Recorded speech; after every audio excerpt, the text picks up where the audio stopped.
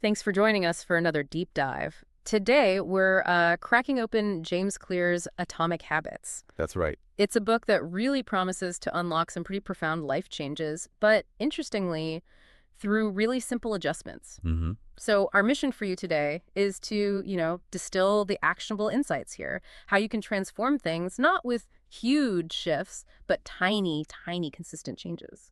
And that atomic idea is so central, isn't it?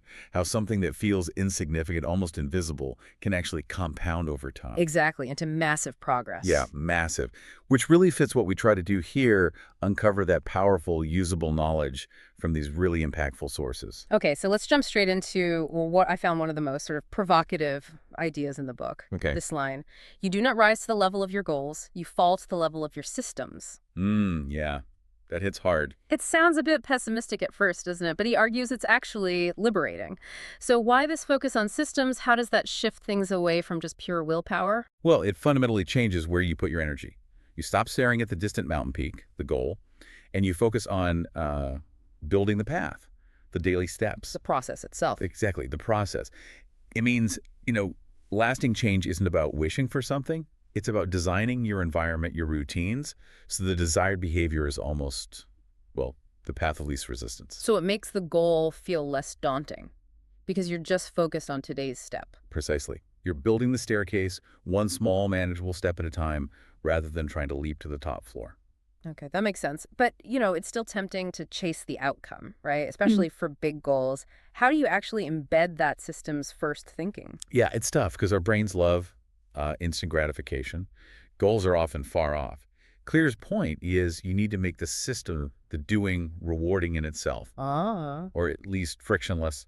Celebrate showing up, completing the reps for today. You train your brain to value that daily action, not just the finish line prize. Right, building that positive feedback loop for the effort itself. Exactly. So, if systems are the foundation, how do we actually build them?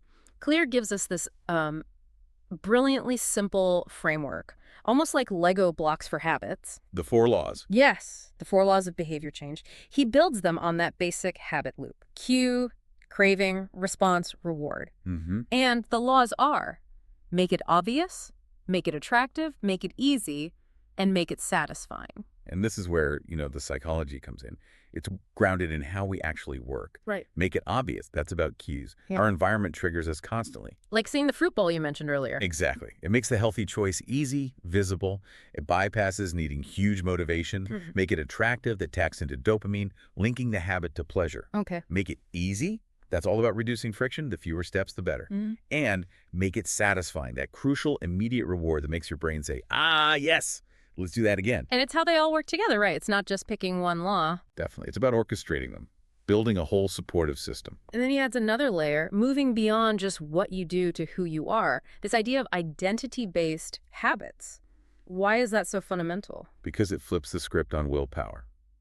If you want to get fit, you don't just think, I need to exercise. You start thinking, I am a person who exercises. Ah, so the identity drives the behavior. Yes. Yes. That identity shift makes the actions feel natural, like you're just being yourself. It's much deeper than just trying to force a new behavior onto your old self. That makes a lot of sense. And tied into this is the rejection of needing huge leaps. Instead, he champions that 1% improvement each day idea.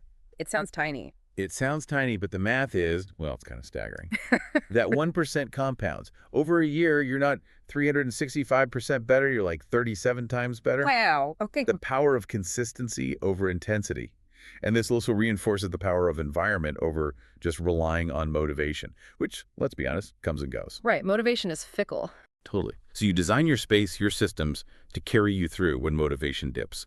You make the good habits the easy, obvious path. And tracking helps too, just being aware, accountability. Okay, so wrapping this up for you listening. Atomic Habits really gives you a practical toolkit. It's not just abstract ideas. It's a framework you can apply, well, starting today. It really is. It's about the quiet power of those small, consistent actions stacking up. So, a final thought then. Yeah, building on that identity idea. If real change starts with who you want to be, what's one tiny atomic habit you could add, or maybe even remove today, that aligns with that future self? Just one small thing. Something to think about.